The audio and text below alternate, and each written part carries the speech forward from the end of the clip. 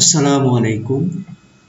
আজকের ভিডিওতে আমরা এভিডেন্স অ্যাক্টের প্রিজাম্পশন নিয়ে ডিসকাস করব।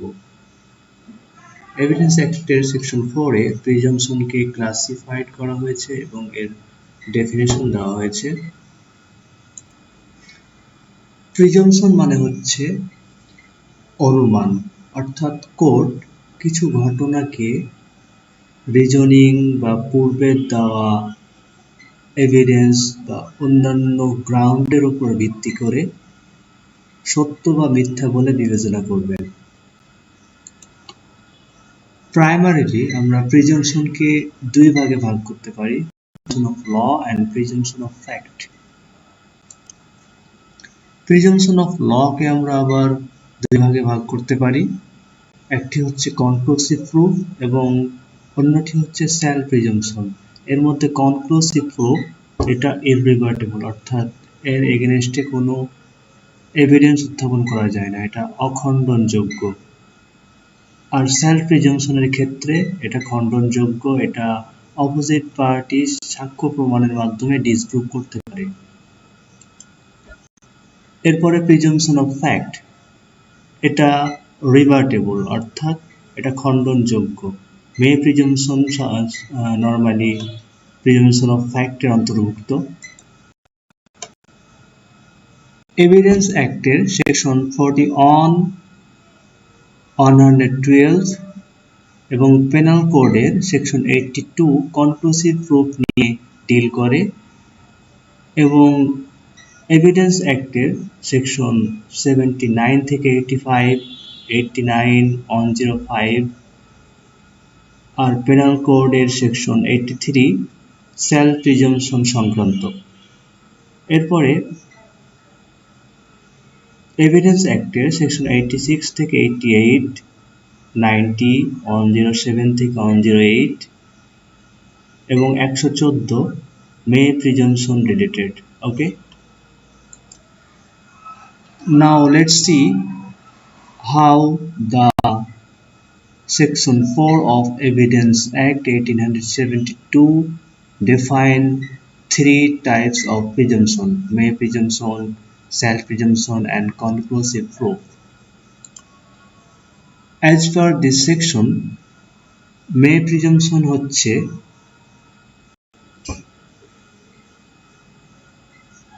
এমন একটা প্রিজাম্পশন যেই ক্ষেত্রে কোর্ট কোনো পার্টিকুলার ফ্যাক্টকে সত্য বা মিথ্যা বলে অনুমান করবেন অথবা এটার জন্য এভিডেন্স কল করবেন।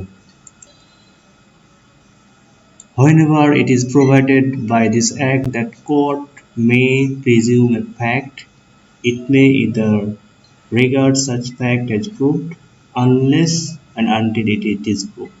যতক্ষণ না পর্যন্ত এটা ডিসপ্রুভ হবে ততক্ষণ পর্যন্ত মে প্রিজাম্পশনের ক্ষেত্রে কোর্ট এটাকে সত্য বা মিথ্যা বলে বিবেচনা করতে পারেন অথবা may call for proof of it, এটা প্রমাণ বা অপ্রমাণ করার জন্য এভিডেন্স কল করতে পারেন। এখানে কোর্টের ডিসক্রিশনারি পাওয়ার রয়েছে, কোর্ট চাইলে এটার ব্যাপারে অনুমান করতে পারে আবার নাও করতে পারে। এরপরে হচ্ছে সেলফ প্রিজাম্পশন। সেলফ প্রিজাম্পশনের ক্ষেত্রে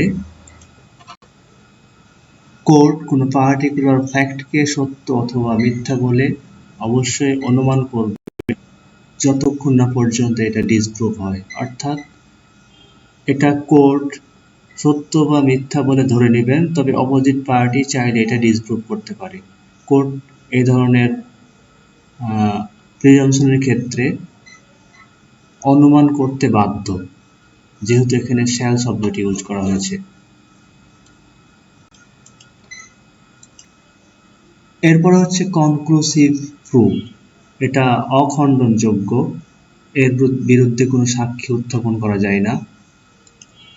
যেমন আমরা দেখলাম যে পেনাল কোডের সেকশন 82-তে বলা হয়েছে 9 বছরের নিচের কোনো বাচ্চা অপরাধ করতে পারে না। এটা প্রমাণ করার জন্য কোনো সাক্ষী উত্থাপন করা যাবে না, অর্থাৎ 9 বছরের কোনো চাইল্ড অপরাধ করেছে এটা প্রমাণ করার জন্য কাউকে পারমিশন দেওয়া হবে না, এটা কনক্লুসিভ প্রুফ। এই ক্ষেত্রে অবশ্যই দুইটি ঘটনা থাকবে, একটি আরেকটির উপর ডিপেন্ডেন্ট হবে এবং যেটার উপর ডিপেন্ডেন্ট হচ্ছে ওই ফ্যাক্টটা যখন প্রমাণিত হবে তখন সাবসিকুয়েন্ট ফ্যাক্টটা কনক্লুসিভ প্রুভ হবে। অর্থাৎ একজন চাইল্ড যার বয়স 9 বছরের নিচে সে কোনো অপরাধ করবে না। যদি প্রমাণিত হয় যে চাইল্ডের বয়স 9 এর নিচে, তাহলে এটা অবশ্যই অনুমান করতে হবে, এটা চূড়ান্ত প্রমাণ যে এই বাচ্চা, এই 9 বছরের নিচের চাইল্ড কোনো অপরাধ করতে পারে না। এরপরে আরো উদাহরণ দেওয়া যায়, সাপোজ কেউ এইচএসসি পাস করেছে, তাহলে এটা অবশ্যই অনুমান করতে হবে যে সে এসএসসি পাস করেছে, এটা তার চূড়ান্ত প্রমাণ যে সে এসএসসি পাস করেছে।